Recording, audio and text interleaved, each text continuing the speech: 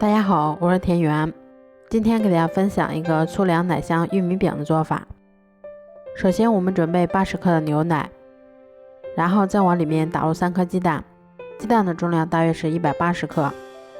最后我们再加入30克的白糖，接着我们用打蛋器先把它们充分搅拌均匀。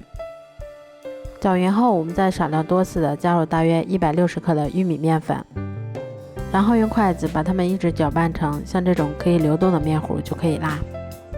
面糊调好后，我们把它倒入干净的裱花袋或者保鲜袋里面。接着我们把电饼铛先预热，刷一层薄薄的食用油防粘。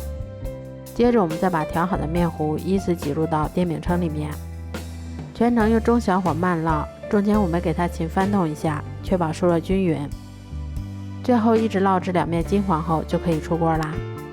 这样做出的粗粮奶香玉米饼吃起来非常的松软香甜，而且做法也非常的简单快速，用来当做早餐也是很好的选择。